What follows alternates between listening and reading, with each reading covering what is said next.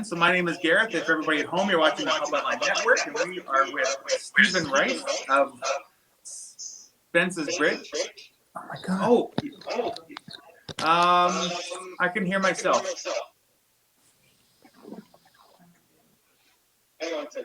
No problem. I got my coffee. I'm ready.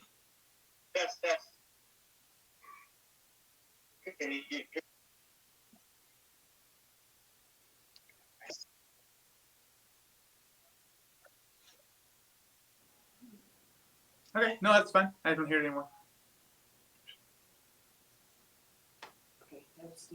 Okay, so just give us a test, Steve. Hey, good morning. How you guys doing there at the hub? Perfect. Okay, I don't hear myself anymore, so that's good. Okay. Okay, so my name is Gareth. People at home are watching the Hub Online Network. You're recording, right? Okay. We have Stephen Rice in the house with us. Now, Stephen, why don't you tell us a little bit about the history, what's going on, then we'll talk about what's new and improved in this situation. Okay. I don't know if it's new and improved, but it's certainly new. There's some new stuff going on. Quick history, a bit of history.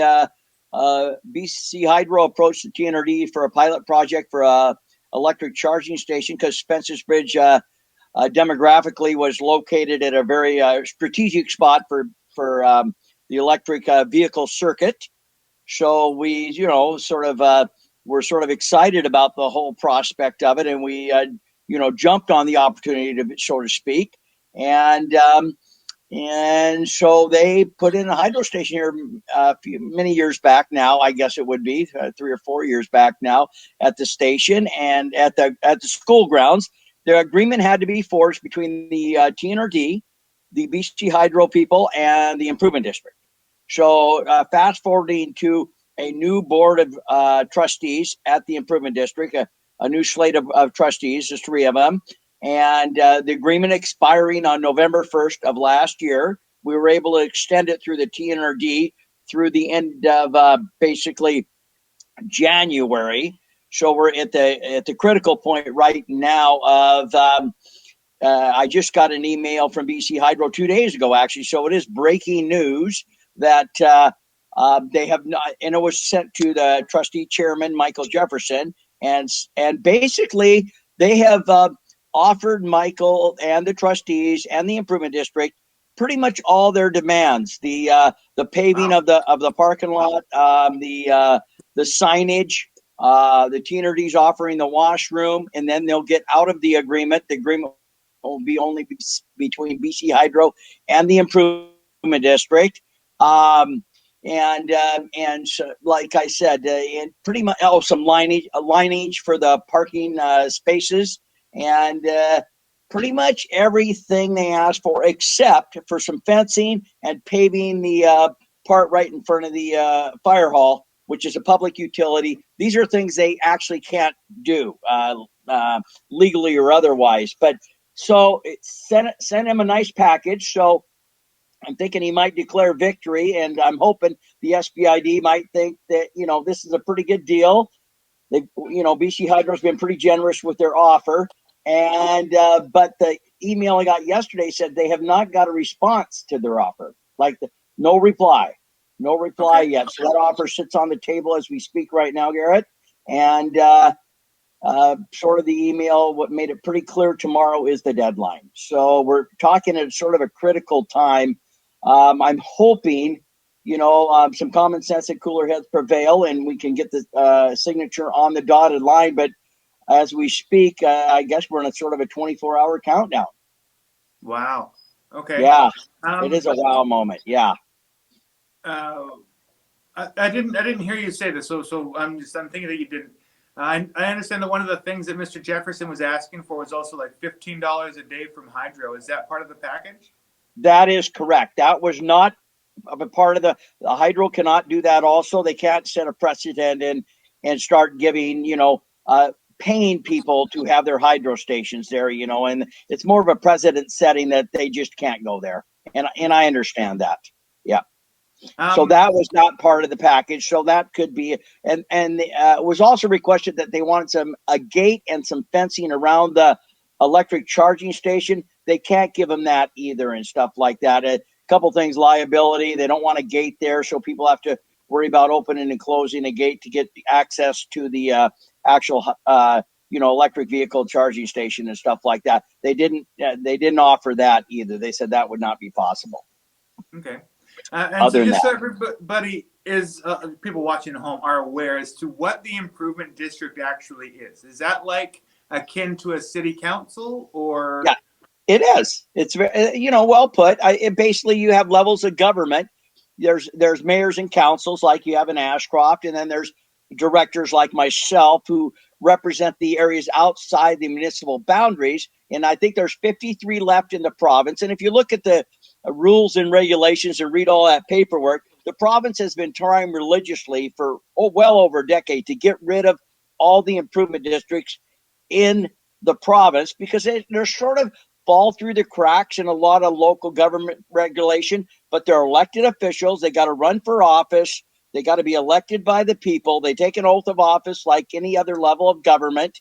But the improvement districts are unique in their respect. They sort of police themselves. There's no really, the province can step in some circumstances and basically have an intervention if they feel the improvement district, needs an intervention. But they are, a duly elected entity that takes an oath of office and governs. And in the case of our improvement district, they letters patent mandates what they can do, which is street lighting and fire protection. But they can sign agreements outside of that, like with the, with the electric charging station and other things like that. So, yeah. Okay. So we have. I have reached out to Mr. Jefferson to see if he would be willing to do an interview like this. Okay. He has yet to get back to me. I phoned him and emailed him. Okay. So unfortunately, I can't show a different side of the story other than what I'm getting from you. So I'm wondering if you are aware of any reason that Mr. Jefferson would not want to have this charging station. It seems like it's something that the people want. But you're saying that there's 3 people. So there's 3 people in the improvement district. How many people voted against the charging station? It was a 2-to-1 vote. Trustees Figley and Jefferson voted no, and Trustee Klyne voted yes. And so it was a 2-to-1 vote to not have the charging station. And then we asked at the AGM. They had a recent AGM a month and a half ago or something. And it was discussed again, and it was asked that they, called a meeting and had another vote. That didn't happen, but because by the simple calling of a special meeting and revisiting the vote per se, they could change this around in less than a minute. To be honest with you, and stuff, they could call the question and all in favor, all opposed, done, and all of a sudden the station is here. That's how precarious it is. It feels like we're on the edge of a cliff and we're getting ready to push off. To sort of illustrate how important it is to a small rural community. Now, keep in mind, Michael has never lived here. He's sort of running the show here, and he does own property, and he's owned property here for quite some time. And unfortunately, in a lot of these elections, people are acclaimed, as is the case with these trustees. So nobody ran against them, and that's fine. That happens all the time. There's nothing wrong with that. But the fact that he doesn't live here, never has. He's always had property here, and he claims this is his home, but he lives in Mission.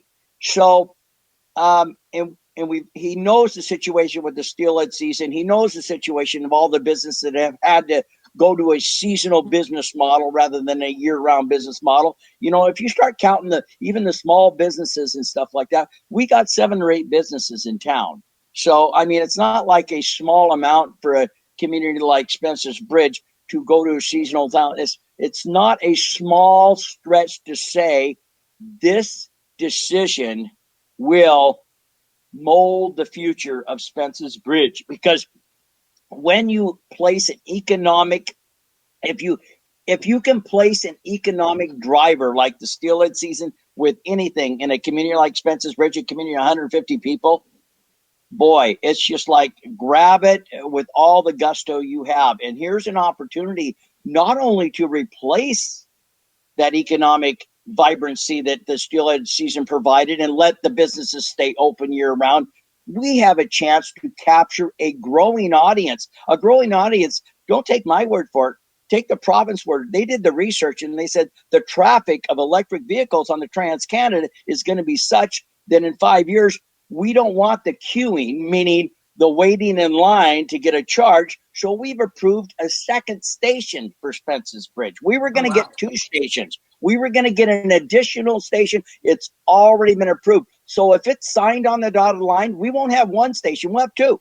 It's already done. That's a done deal.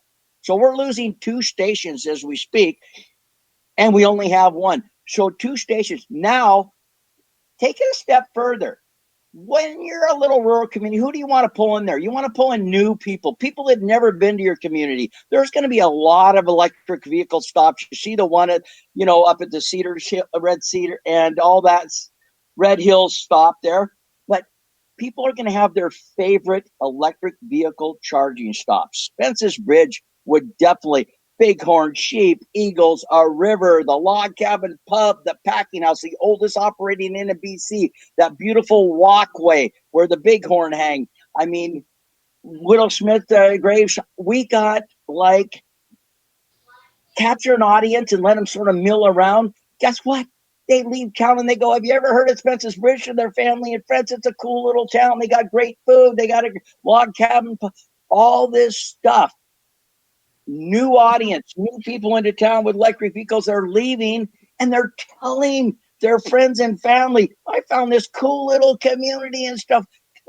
This is a gift from heaven, really, if you think about it.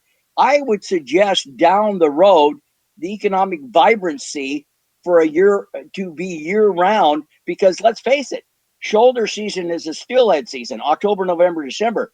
The electric vehicle charging station is a year-round audience. It's like the perfect storm for economic vibrancy for a small rural community.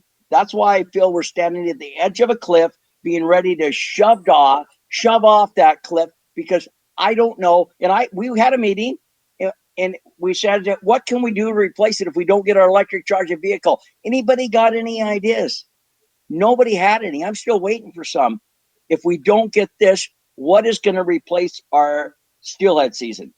And let us stay open year round. So the seniors, we're a senior community. The seniors, the slims, the people that come for the coffee and the soup in the afternoon. It's sort of nice in the cold of winter to be able to have a place to go. Well, that quality life will be gone. And I think quality life for these small rural communities is something we really need to take seriously. And it really upsets me, I got to tell you, that somebody that doesn't live here is sort of going to push us off the cliff. So let's say that tomorrow comes and goes, and Hydro does plan to take out the charging station. Let's say that Mr. Jefferson doesn't sign anything and that's it. Right. What recourse does Spences Bridge have? Would you hold some kind of, for lack of a better term, in 2021 impeachment thing against the guy, or all you can do? No, I think what we would have to do is, there's an election, I believe, coming up in March. Okay. And it's either Trustee Figley or Trustee Jefferson. They stagger their elections for the trustees. So the last election was Trustee Klyne. She was up for election. She got acclaimed again. She was our yes vote. So she's back on the trustees. So that's why I say, no, I know it's Figley or Jefferson. So that election in March, you could elect a new trustee. That's the best route to go, is just have an election, have the people come out. And, if you're really upset, you're going to come out, you're going to vote. We already have a yes vote that's going to be in there for a while because she just got reelected through acclamation, but she was a yes vote. And if another yes vote comes on, it would be 2-1 the other way. So would you be able to put the Hydro, could you say to Hydro, wait until March? Well, the email said once the agreement's terminated with the TNRD, they'll make plans to physically take it out. So that is a conversation we'll have to have moving forward. We'll wait till Friday, and we'll hope, that there'll be an email arriving today or tomorrow. And if not, there's also a couple other options that I might discuss later with you. But it's through a different avenue. Let's just put it this way: BC Hydro is not the only option for electric vehicle charging stations. I'll just say that. And so I do have a couple things in the back of my mind that if we lose it, so I wouldn't say it's 100% done deal, even if we lose it on Friday, but there's no guarantees. It's not a done deal either. And that's the scary part. So not wanting to throw my hat in any rings here, I had an idea. Okay. Yeah. What if, so my understanding of the situation is Mr. Jefferson owns a piece of property in Spences Bridge. Mm-hmm. That property is for sale. Yes. Okay. Now you have to, in order to be part of the improvement district, you have to own property. Yes, you do. That's the rule. What if you guys all pulled up and bought the property? You know what? We have now, I looked this morning, we just hit 1,900 exactly signatures on our petition.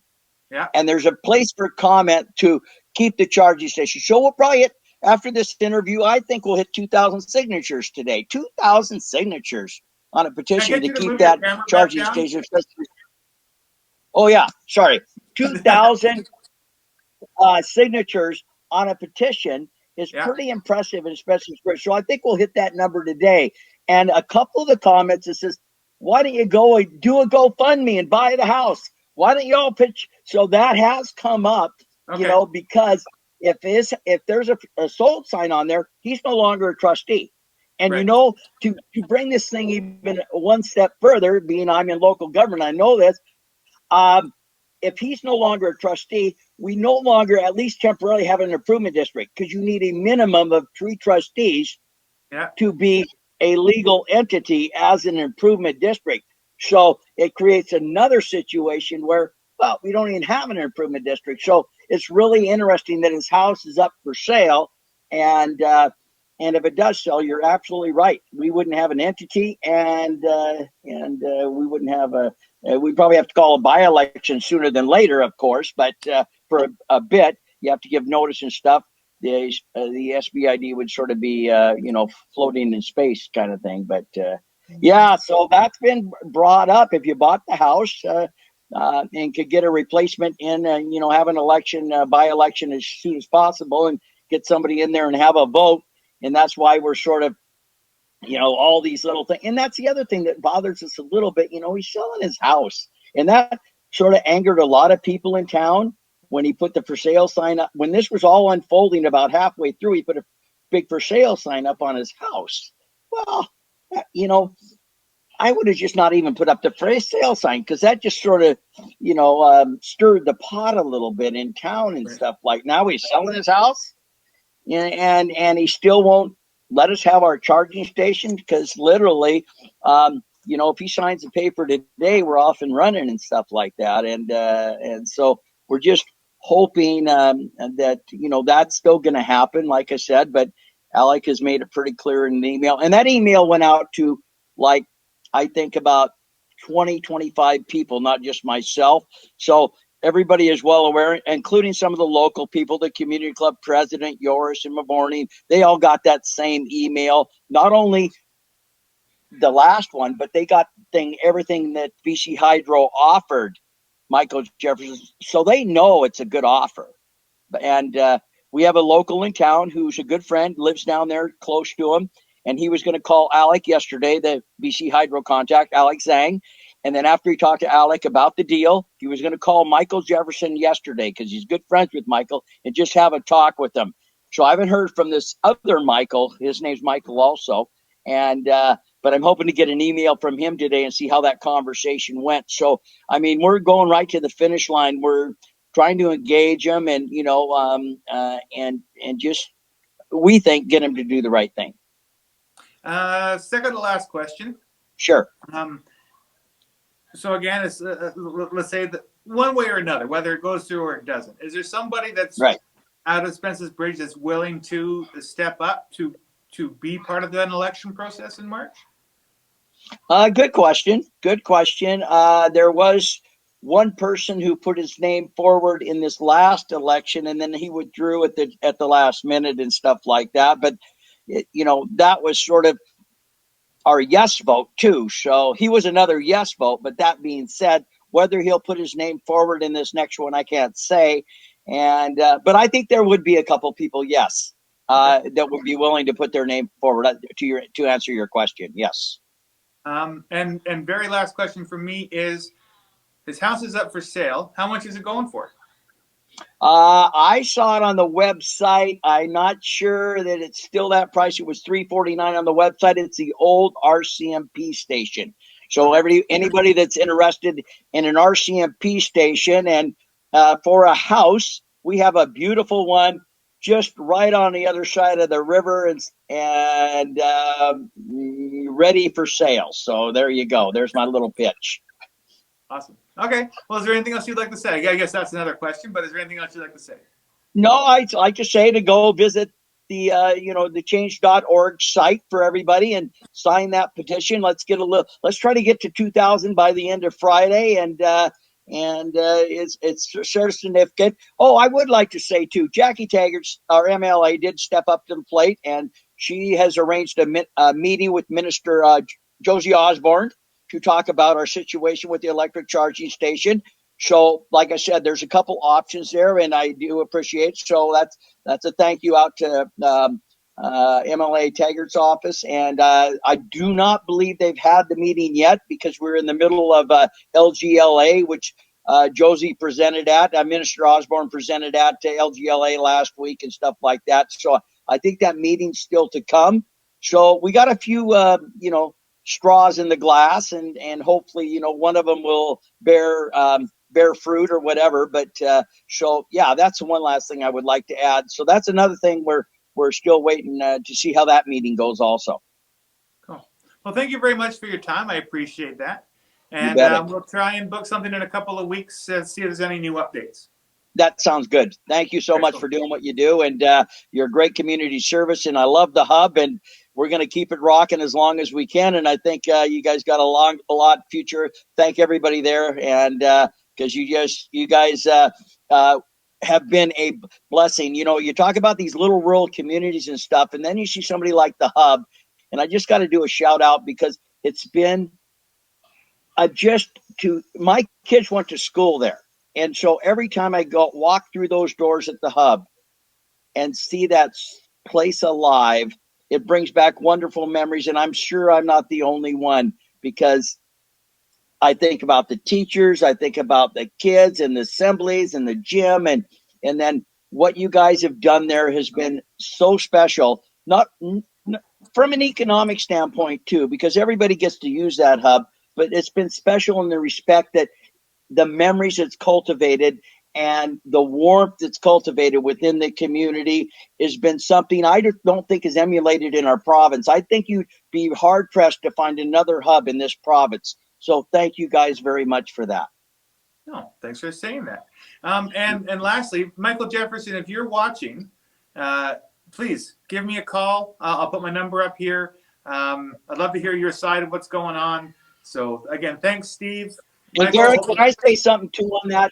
And it's not even a side. It's just think about the people in this community and stuff, and a quality of life, and the seniors, and how much this means to the community. And that's what I would like to say to Michael.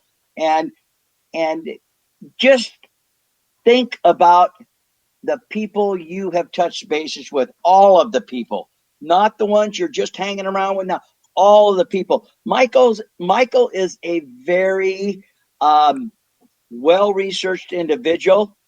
I think he wants to do the right thing. This one, I think he might be a little lost on, but that doesn't mean we can't be friends down the road and we can't sort of figure this out and things like that. We don't want to point any fingers here. We just need this for our quality of life, and for the people in this community, and for this town to stay vibrant and stay year round. and really be a special place to call home. That's all we care about. And I'll leave it at that. Right on. Cool. Well, we'll talk to you soon. And again, thanks for your time. Thank you.